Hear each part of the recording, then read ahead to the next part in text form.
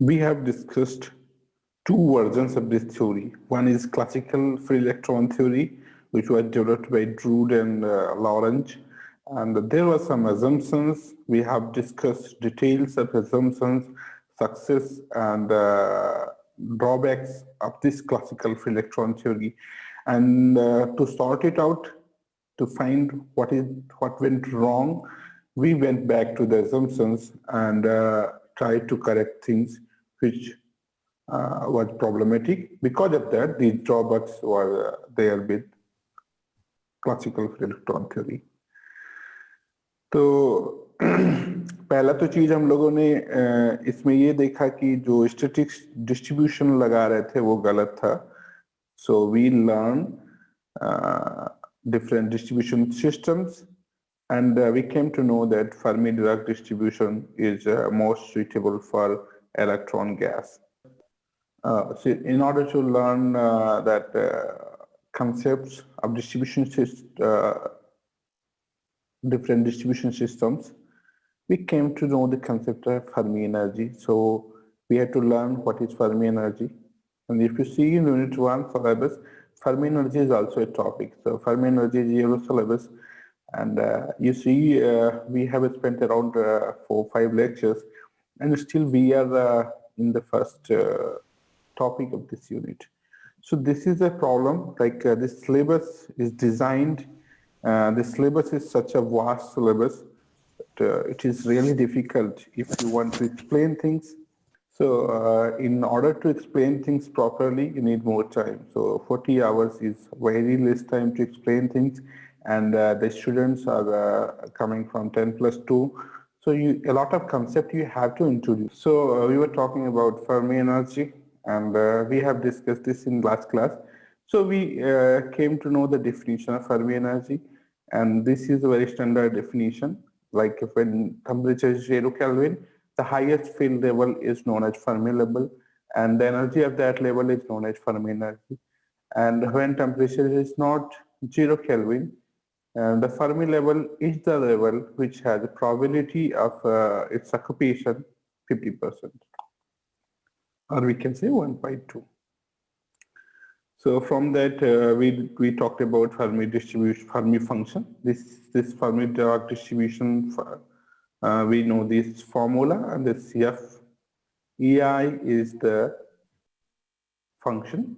It is known as Fermi function. It gives probability for a particular level, whether it will be occupied or not. The probability of occupancy is given by this. Then we learn about how Fermi function varies with temperature. And then the problem, we tried to solve the problem. If electron is not like a gas and there is a Fermi-Dirac distribution, electron is a quantum particle, or it doesn't obey classical mechanics as such. So there was a challenge that if there are electrons in the box, how to calculate energy, because we are not applying Maxwell-Boltzmann distribution, for which we knew perfect by kinetic theory of gases, we know the energy.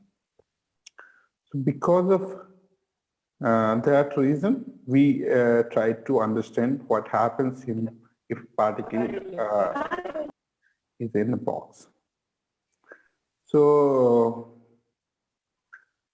it was a quantum phenomena, so we have to apply quantum mechanics. So what we did, we applied in classical mechanics, we use Newton's law, and in quantum mechanics, we use Schrodinger equation, and then we identify wave function, and then we put in we get wave function. From wave function, we can get information about the particle. So for simplicity, we assume there is a one-dimensional box, and a particle of mass m moves in that. So using Schrodinger equation, we use direct results. What will be the wave function for it, and what will be the energy? So if we know the energy of a particle in a box in a quantum mechanical way, then we can calculate energy of electron in a box. So it was one-dimensional blocks, then we generalize it to three-dimensional, two-dimensional, what will happen. So we know the technique how to do that. There are a lot of things came in the picture when we did this electron, the energy of a particle is quantized. It means it cannot take any energy value. It has to take some certain values of energy. And then the concept of probability, and we try to learn the ground state energy and how this energy we can calculate. So today what I will be talking, I will be telling that after correcting these assumptions, after correcting this from classical theory to quantum theory, what the development, ये सब करने से हमको फायदा क्या हुआ? मतलब classical theory जो चीजों को एक्सप्लेन नहीं कर पा रहा था, क्या क्वांटम थ्योरी उन लोगों को एक्सप्लेन कर पाया, या क्वांटम थ्योरी के assumptions क्या थे? ये सब मॉडिफिकेशन के बाद उसके assumptions क्या हुए, और वो assumptions सब सही थे क्या, या इसमें भी कुछ प्रॉब्लम है, या क्वांटम थ्योरी क्या डिटेल तक ले जा पाया, अभी हमको कुछ और बदलने का जरूरत है क्या? So we will be discussing this in today's lecture. अभी तक हम लोगों ने जो पहले किया था उसको क्विकली रिवाइज किया कि अभी ये सब मॉडिफिकेशन के बाद क्या क्वांटम फील्ड इलेक्ट्रॉन थ्योरी के assumptions में क्या क्या चेंज आया. तो यहाँ पे मैंने कुछ लिस्ट किया है assumptions को, जो assumptions हम लोगों ने बनाए. So let us talk quickly what are the assumptions and how these assumptions are different than classical field electron theory. The first assumption was that the energy values of conduction electrons are quantized. अब दो चीज यहाँ पे समझने वाला, एक तो conduction electron किसको बोल रहे हैं. अभी तक हम लोग ये बोल रहे थे कि फ्री मेटल्स में कुछ इलेक्ट्रॉन्स फ्री हो जाते हैं. So those electrons which participate, which are free electron, like metal में कुछ outermost orbit के इलेक्ट्रॉन जो थोड़ा भी एनर्जी पाके फ्री हो जाते हैं, उनको हम लोग फ्री इलेक्ट्रॉन बोल रहे थे. यहाँ पे उन्हीं को हम लोग कंडक्शन इलेक्ट्रॉन्स बोल रहे हैं. Conduction electrons are the electrons which participate in the process of conductivity. तो जो इनर मोस्ट ऑर्बिट के इलेक्ट्रॉन्स हैं वो तो उसमें पार्टिसिपेट नहीं कर रहे. तो मतलब हम एक नया नॉमेनक्लेचर की बात कर रहे हैं जिसमें इनको हम लोग जो इलेक्ट्रॉन कंडक्शन प्रोसेस में पार्टिसिपेट कर रहे हैं उनको हम लोग कंडक्शन इलेक्ट्रॉन्स बोल रहे हैं. फिर क्या आया कि दीज एनर्जी इज क्वांटाइज्ड. ये पहले नहीं था क्लासिकल थ्योरी में. In classical theory energy was not quantized. Electron का एनर्जी कुछ भी हो सकता था. Electron was assumed as a gas and gas can take any energy depending upon the temperature. तो अभी एक क्वांटम मैकेनिक्स इंट्रोड्यूस करने से एक नया चीज आया कि जो एनर्जी इलेक्ट्रॉन्स की है वो क्वांटाइज्ड है. मतलब कुछ particular set of allowed values है, वही वैल्यू इलेक्ट्रॉन्स ले सकते हैं, और ये कंडक्शन इलेक्ट्रॉन्स की बात हो रही. Then second is filling up of electrons in various allowed energy level takes place according to Pauli's exclusive principle. Pauli का जो exclusive principle है, exclusion principle, उसके बेसिस पे ही इलेक्ट्रॉन allowed energy orbits में भरे जाएंगे. ये पहले नहीं था. जब हम लोग क्लासिकल का बात कर रहे थे, that time electrons were treated as a gas molecule and there was no Pauli exclusive principle. So Pauli exclusion principle coming in the picture in quantum free electron theory. Then third is distribution of electrons in various energy levels take place according to Fermi-Dirac distribution law. Earlier it was Maxwell-Boltzmann distribution. This was classical distribution law, and now these are there are two quantum distribution law. One is Bose-Einstein distribution, another is Fermi-Dirac distribution. Since electrons are half integer spin particle, इनका spin half होता है, तो इनको हम लोग बोलते हैं फर्मियान्स. और जो फर्मियान्स हैं उनका डिस्ट्रीब्यूशन किसके अकॉर्डिंग होता है? फर्मी-डिराक डिस्ट्रीब्यूशन के अकॉर्डिंग होता है. So these are new things we are introducing in this theory so that we can get out of the problems which were there with classical free electron theory. Okay. So what are other assumptions? The electron travel under a constant potential inside the metal but cannot go outside the boundary of lattice. This is another different assumption. ये बोल रहे हैं कि metal के अंदर जो electrons है वो उनका वो मतलब उनका कुछ वो किसी पोटेंशियल में नहीं है ऐसा मानना ठीक नहीं था। पोटेंशियल एनर्जी जीरो मान रहे थे अभी तक। ये इलेक्ट्रॉन जैसे काइनेटिक थ्योरी अब जो गैसेस है उसमें जब माने हैं तो मानते हैं कि जो गैस का मॉलिक्यूल उसका कुछ अपना मास नहीं है, अपना कुछ नहीं, तो उसका कोई पोटेंशियल एनर्जी नहीं है। So we assume the potential is zero inside container. Here we are making a change. We are saying that जो इलेक्ट्रॉन है मेटल के अंदर जब ट्रेवल करता है तो उसको एक कांस्टेंट पोटेंशियल फेस करना पड़ रहा है, और दूसरा कि ये इलेक्ट्रॉन जो है मेटल के बाहर नहीं जा सकता। Like if you see photoelectric effect, so classical theory was not able to explain photoelectric effect. Electron कैसे बाहर निकल जा रहा है, तो ऐसे यहां पे अभी हम लोग ये अज्यूम कर रहे हैं कि इलेक्ट्रॉन कांस्टेंट पोटेंशियल में अंदर है और बाहर नहीं जा सकता। So then this is fifth assumption. This assumption is the attraction between electrons and lattice ions and repulsion between the electrons is ignored.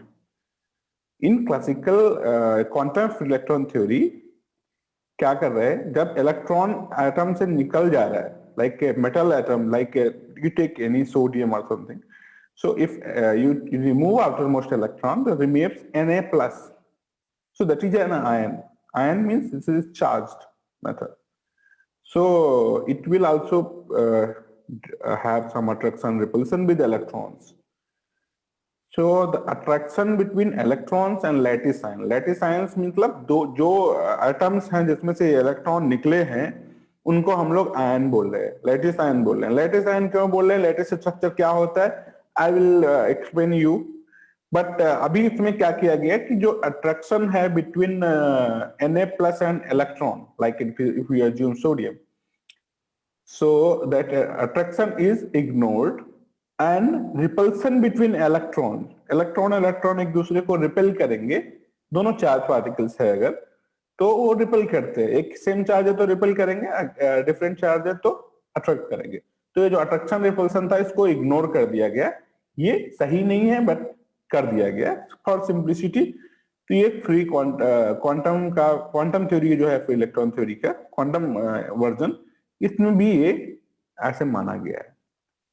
तो after assuming this and trying to understand the nature of matter, what happened, जैसे classical theory में हम लोगों ने कुछ एज्यूम्पशन किए थे, फिर हमने बोला कि ये कुछ चीजों को एक्सप्लेन कर पाया और कुछ चीजों को एक्सप्लेन नहीं कर पाया।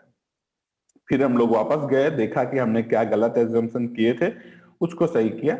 ये जो क्वांटम फ्री इलेक्ट्रॉन थ्योरी है इसको सोमरफील्ड मॉडल बोलते हैं। इसको सोमरफील्ड ने जो क्वांटम नेचर इसमें अप्लाई किया, it was done by Sommerfeld, it is an microscopic theory. तो अब क्या क्या फायदा हुआ ऐसा करने से, इससे फायदा ये हुआ कि ये तीन चीजें, ऐसे तीन पॉइंट्स मैंने लिखे हैं जो क्लासिकल थ्योरी एक्सप्लेन नहीं कर पाया था but quantum theory explained it because of this change in assumption, because of better understanding of electrons. तो क्या बोला है, the first point I am reading, according to classical theory all conduction electrons are capable of absorbing heat energy according to Maxwell-Boltzmann statistics, which result in large specific heat. If you remember, पहले एक specific heat का problem था classical theory में, specific heat बहुत ज्यादा आ रही थी, experimentally वो वैल्यू उतना थी नहीं, तो हमको पता था कि ये कुछ गलत हो गया।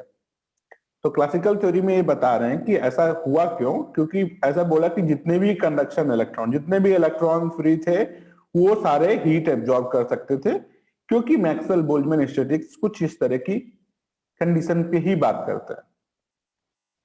लेकिन क्वांटम थ्योरी में क्या हुआ, only a few electrons close to Fermi level are capable of absorbing heat energy to get excited into higher energy, which result in a small value of a specific heat. Quantum theory में क्या हुआ कि जो electrons Fermi level के पास में थे, वही electron जब कुछ एनर्जी होगा तो वही वो एक्साइटेड स्टेट में जाएंगे, वही इलेक्ट्रॉन सिर्फ हीट एब्जॉर्ब करेंगे, बाकी इलेक्ट्रॉन एब्जॉर्ब नहीं करेंगे।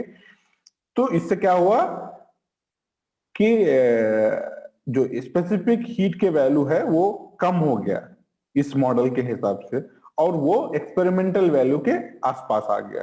तो ये it was an achievement of quantum free electron theory कि कैसे एक्सप्लेन किया। क्लासिकल में क्या आ रहा था, स्पेसिफिक हीट बहुत ज्यादा आ रही थी, एक्सपेरिमेंटल वैल्यू कम थी, तो इसका मतलब था कि क्लासिकल थ्योरी में कुछ प्रॉब्लम है। देन जब क्वांटम थ्योरी ने उसको एक्सप्लेन किया, क्वांटम थ्योरी ने बोला कि जो कंडक्शन इलेक्ट्रॉन्स फर्मी लेवल के पास में है वही हीट एब्जॉर्ब करेंगे, तो उसकी वजह से क्या हो गया, स्पेसिफिक हीट के वैल्यू कम हो गया थ्योरेटिकल, और वो एक्सपेरिमेंटल वैल्यू के आसपास आ गया, मतलब हमारा थ्योरी सही हो गया। जब when your theory explains experimental results, it is close to reality. So it was one achievement. Another is quantum theory explains the dependence of electrical conductivity and temperature.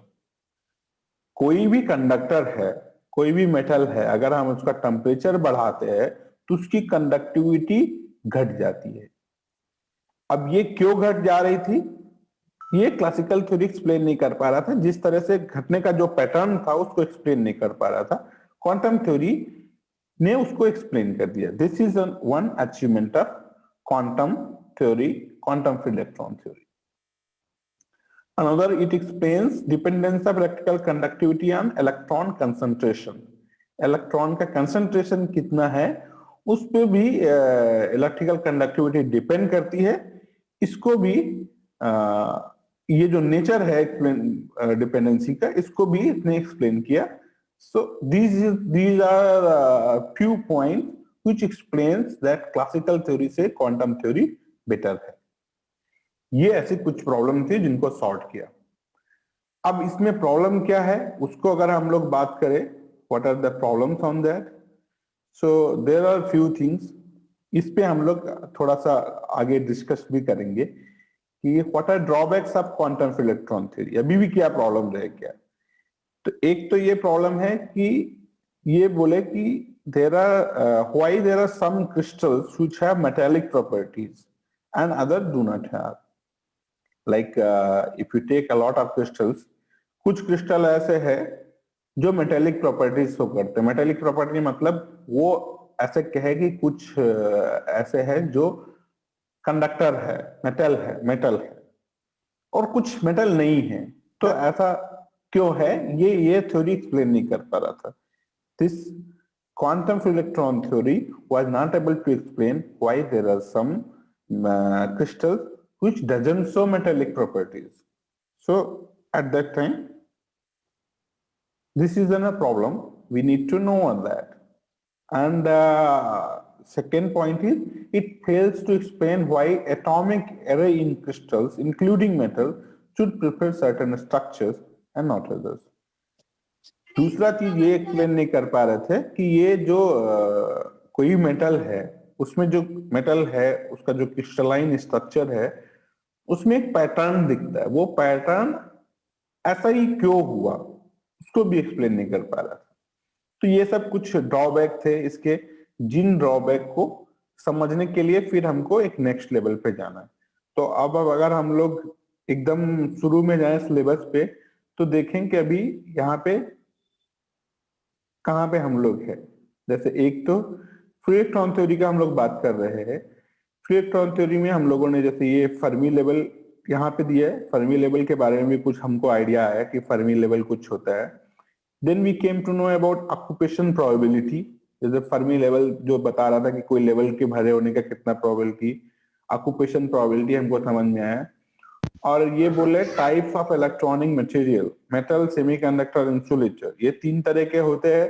अभी हम लोग ये तीनों की बात नहीं कर पा रहे हैं क्योंकि फ्री इलेक्ट्रॉन थ्योरी जो है ये अभी यही एक्सप्लेन नहीं कर पा रहा है कि कुछ जो क्रिस्टल हैं वो किस तरह के होते हैं और वो क्रिस्टल कैसे पर्टिकुलरली, मतलब कुछ मेटेलिक प्रॉपर्टी शो करते, कुछ मेटेलिक प्रॉपर्टी नहीं शो करते हैं। इसका मतलब अभी भी कुछ चीजें मिसिंग हैं कि जो इंसुलेटर है, सेमीकंडक्टर है, ये सब का बात करने की स्थिति में हमारा थ्योरी अभी नहीं है। हमारा थ्योरी मेटल की प्रॉपर्टीज एक्सप्लेन कर पा रहा है और जो भी सेमीकंडक्टर है, इंसुलेटर है, उन सब की बातें भी नहीं कर पा रहा है। उसको एक्सप्लेन करने में बहुत सारी ऐसी चीजें हैं जो एक्सप्लेन नहीं हो रही। So if you see, there is, we need to understand other things like if you go on the assumptions, so like this. If you see these two last point, अब यहाँ पे कुछ हमको लग रहा है कि देर इज सम प्रॉब्लम कि ये जो अट्रैक्शन इलेक्ट्रॉन का, लैटिस आयन का और इलेक्ट्रॉन के बीच का रिपल्सन, ये सब चीजें जो इग्नोर की जा रही हैं, probably this is not real. ये हम लोग को पता भी है कि ये सही नहीं है, क्योंकि जब दो चार्ज पार्टिकल है तो उनके बीच में अट्रैक्शन, रिपल्सन, ये सब तो होगा ही। इसको हमको समझना पड़ेगा। इलेक्ट्रॉन, मेटल को एक इलेक्ट्रॉन, एक कंटेनर में इलेक्ट्रॉन्स भरे हैं ऐसे मान लेने से रियलिटी नहीं होता है, क्योंकि इलेक्ट्रॉन्स आर लाइक इनका मास बहुत कम है। बट जो आयन है, जो मेटल जो है, जो जिसका जैसे anything, if you consider any ion, if वो जो है थोड़ा भी, उसका भी कुछ मास है, उसका कुछ चार्ज है, तो we have to take its role in consideration. तो एक तो यहां पे लगता है कि ये प्रॉब्लम हो रहा है। अब नेक्स्ट पॉइंट ये है कि हम लोग को ये समझना है कि जो स्ट्रक्चर का बात कर रहे हैं, कहीं ना कहीं हम लोग एक स्ट्रक्चर के बारे में, क्रिस्टल स्ट्रक्चर क्या होता है उसका एक बेसिक आइडिया हमको हो जाए कि जो क्रिस्टल है, क्रिस्टल जब बात कर रहे हैं तो सॉलिड किस किस तरह के फॉर्म में होते हैं और क्रिस्टल स्ट्रक्चर का मतलब क्या है। जो एक चीज कही जा रहा है लैटिस, तो लैटिस भी अभी शायद समझ में नहीं आएगा कि मुझे ये बताना चाहिए कि पहले लैटिस क्या होता है। So it is time when we talk about structure. तो स्ट्रक्चर जो सॉलिड मटेरियल होते हैं उसमें कितने तरह की स्ट्रक्चर हो सकती है। क्रिस्टलाइन, दो तरह से बोलते हैं, क्रिस्टलाइन, एमॉर्फस। क्रिस्टलाइन मतलब उसमें एक पर्टिकुलर सेटअप होता है। तो जैसे हम डिफरेंट टाइप की हम मेटल की बात करें, या if you go on a periodic table and if you look different elements, or if you look different type of crystalline structures, then you will see there is some pattern, और because of structure, उसका structure क्या होता है, उसी से उसकी बहुत सारा physical properties, मतलब not only physical, about all properties depends on the structure। जैसे हम कुछ कोई मटेरियल देखे, वो हमको ट्रांसपेरेंट दिखे, और कोई मटेरियल ट्रांसपेरेंट ना दिखे, तो what could be the reason. Like even if you see on the ice, जैसे हम लोग जो फ्रिज में आइस बनाते हैं, तो उसमें क्या होता है कि कभी कुछ पार्ट होता है आइस का वो एकदम ट्रांसपेरेंट दिखता है, and there is some part which is not transparent. So what could be the reason for that. Transparent कुछ है, कुछ नहीं है, उसका क्या रीजन। तो it basically depends upon the structure, उसका स्ट्रक्चर अंदर कैसे बन रहा है। और ऐसे ही बहुत सारी चीजें जो हम देखते हैं, कुछ ट्रांसपेरेंट हैं, कुछ नहीं transparent, this is like in one physical property. So it all depends upon the structure. तो जो जनरली क्या होता है, जो भी कुछ like you have seen NaCl, जो नॉर्मल नमक हम लोग घर पे यूज करते हैं। So NaCl, if you see it's a big crystal, you see these look like transparent और cubical type के structures इसमें होते हैं। तो ऐसा क्यों होता है, क्योंकि उसका स्ट्रक्चर ऐसे है। अब वो स्ट्रक्चर ऐसा ही क्यों है, उसके भी अपने रीजन है। और स्ट्रक्चर ऐसा होने से बहुत सारी इसकी प्रॉपर्टीज भी उस पर डिपेंड करती, कैसे प्रॉपर्टीज उसकी होंगी, how like it will be a transparent thing और नॉट। ट्रांसपेरेंसी का जो कंसेप्ट है ये बेसिकली उससे आता है कि जब हम उस पर लाइट डाल रहे हैं, कौन सा लाइट डाल रहे हैं, बेसिकली जब हम ट्रांसपेरेंट बोलते हैं तो हमारी आंखें जिस रेंज में देखती हैं 400 नैनोमीटर टू 800 नैनोमीटर, इस वेवलेंथ में हमारी आंखें सेंसिटिव है। तो इस रेंज का लाइट अगर उससे वो पार हो जा रहा है, like crystal structure is like that, like it this range of light doesn't reflect back, तो वो ट्रांसपेरेंट हो जाएगा। तो इस तरह से हम लोग उसको अगर समझें कि क्रिस्टल स्ट्रक्चर क्या होता है, तो एक समझ में आता है कि कुछ एक ऑर्डर्ड स्टेट है जो जिससे everything in this world is made of atoms and molecules.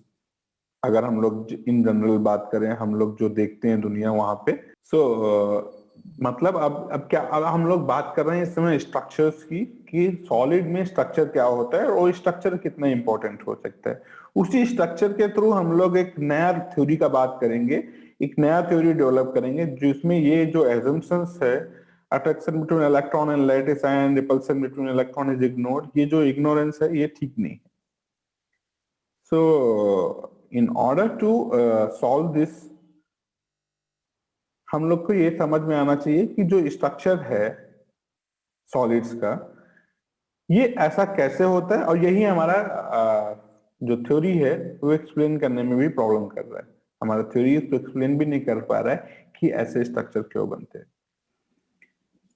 तो हम लोग इन जनरल अगर बात करें तो एक डिफाइंड स्ट्रक्चर है हर सॉलिड का, और वो उसकी फिजिकल और बहुत सारी प्रॉपर्टीज डिसाइड करता है कि उसकी स्ट्रक्चर ऐसा क्यों, ऐसा स्ट्रक्चर क्यों होता है।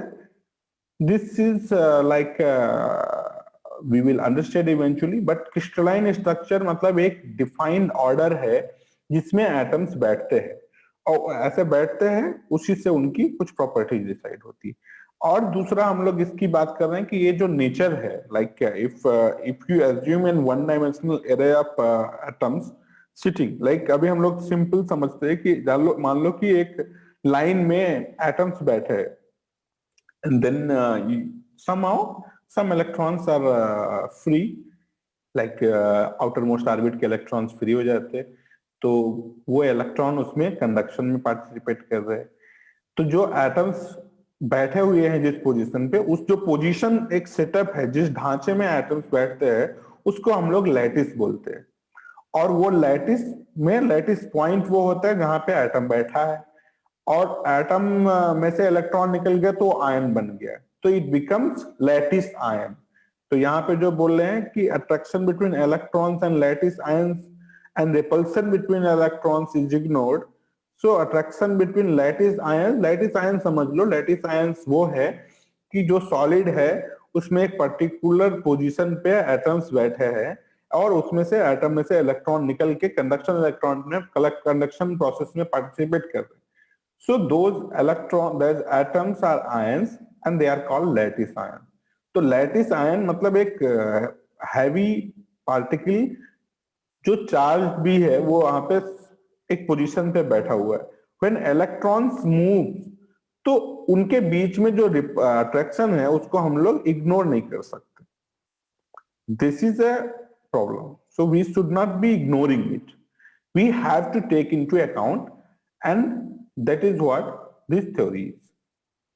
So the new theory is known as here basically we need to understand कि जैसे एक इलेक्ट्रॉन्स है और एक लाइन से एटम्स बैठे, तो जब वो इलेक्ट्रॉन चलेगा तो एक जो उसके पास का एटम है वो उसको अट्रैक्ट करेगा। एक पीरियोडिक, जैसे कि सारे आयंस बैठे हैं, इलेक्ट्रॉन इज मूविंग, तो electron moves in a periodic potential, एक कांस्टेंट पोटेंशियल, जैसे यहाँ पे ऊपर बोल रहे हैं fourth point, if you see electron travel under a constant potential, तो ये कांस्टेंट पोटेंशियल नहीं है, ये एक पीरियोडिक पोटेंशियल है, क्योंकि there are atoms sitting at different position, एक ऑर्डर्ड सिस्टम में वो एटम्स बैठे हैं। So it means we have to consider periodic potential. तो नेक्स्ट क्लास में हम लोग क्या करेंगे, इलेक्ट्रॉन अगर पीरियोडिक पोटेंशियल में है तो वो कैसे बिहेव करता है, उसका एनर्जी कैसे होता है, उसकी बात करेंगे. This is what we will do in next class. So आज की क्लास को अगर हम लोग थोड़ा समराइज करें तो we can say that there are few things which we identified in classical theory में जो प्रॉब्लम थी उनको हम लोगों ने आइडेंटिफाई करके उसको क्वांटम फिर इलेक्ट्रॉन थ्योरी में इनकॉर्पोरेट किया. This is known as Sommerfeld model. Sommerfeld model में ये इनकॉर्पोरेट किया गया and then we reached to the conclusion and we reached to that there are few things which it was able to explain properly, like a specific heat को explain कर पाया और ये explain कर पाया कि इलेक्ट्रिकल कंडक्टिविटी टेम्परेचर पे कैसे डिपेंड करता है. If you increase temperature then electrical conductivity of metal decreases. It was able to explain it.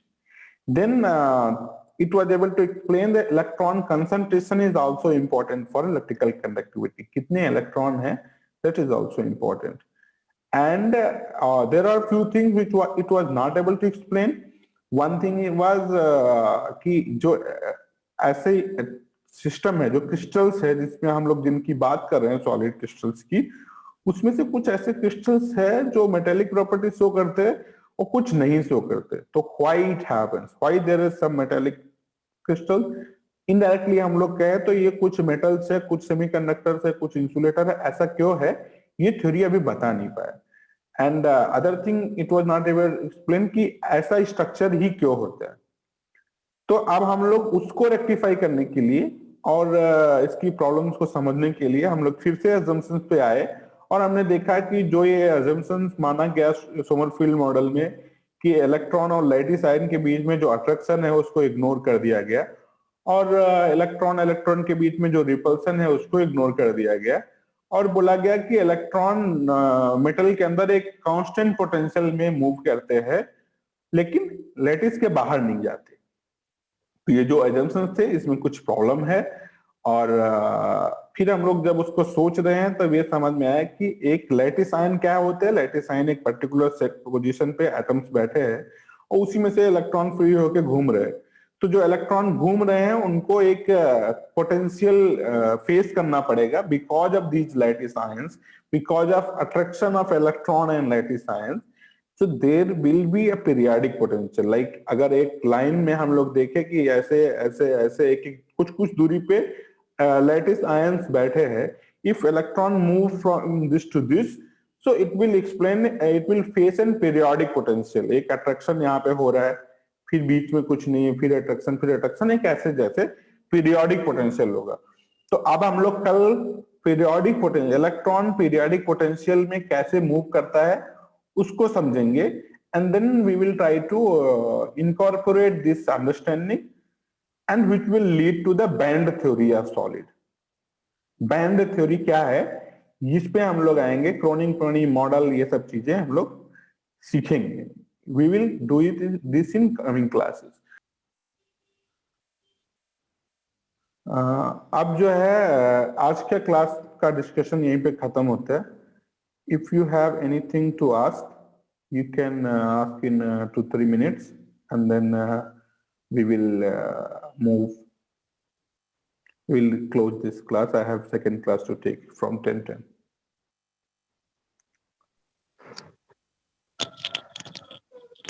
Hello. Yes. Sir. Yes, sir. Can you re-explain what is lattice ion? Lattice ion basically कोई भी जो हम लोग बात करते हैं, कोई भी मेटल है उसमें एक पर्टिकुलर हर पोजीशन पे एटम्स बैठे हैं. So if from the like if you assume an lattice, assume an let us assume a solid, उसका एक क्रिस्टलाइन फॉर्म है, तो उसमें एटम्स एक पर्टिकुलर पोजीशन पे एक ऑर्डर स्टेट में बैठे हैं. तो in that order state you see electrons, जो कंडक्शन इलेक्ट्रॉन है वो उसी एटम से निकले हैं. आउटर मोस्ट ऑर्बिट में जो इलेक्ट्रॉन्स हैं they get free and they participate in process of conduction. अब कोई एटम से अगर इलेक्ट्रॉन निकल जाएगा तो आयन बन जाएगा. एटम हैवी है, एटम कैसे फ्रीली कहीं मूव नहीं कर सकता, लाइक इन सॉलिड में जो एटम्स होते हैं वो एटम ऐसे मूव नहीं करते, इलेक्ट्रॉन फ्रीली मूव कर रहे हैं, but atoms are not moving. So those atoms जो इलेक्ट्रॉन, जिनसे इलेक्ट्रॉन निकल गए हैं, वो जिस पोजीशन पे बैठ के आयन की तरह भी आयन है, तो उनको लैटिस आयन बोलते हैं। और वो एक तरह की फील्ड प्रोवाइड करेंगे, क्योंकि वो चार्ज उन पे एक पॉजिटिव चार्ज है, तो they will provide an field. So we will consider that field in next class. तो सर आयन और लैटिस आयन में कोई है क्या डिफरेंस कि दोनों सेम ही है? आयन एक चीज है, लैटिस एक चीज है, और वो जब एक ही जगह पे है तो उनको लैटिस आयन बोला जा रहा है। लैटिस मतलब जो एक स्ट्रक्चर है, जैसे जो सॉलिड होते हैं उसमें एक स्ट्रक्चर में एटम्स बैठे हैं, मतलब there is an order, like if you see NaCl crystal, so there is a position where NaCl NaCl ऐसे बैठे हैं, तो उसी को हम लोग लैटिस बोलते हैं। जो ऑर्डर है उसको लैटिस बोलते हैं, और जो एटम वहां पे बैठे हैं वो उसमें से इलेक्ट्रॉन निकल गया तो वो आयन बन गए, इसलिए उनको हम लोग लैटिस आयन बोलते हैं। So the ions are same, but they are sitting on this lattice, so that is why they call lattice ion. Okay sir, thank you. Okay.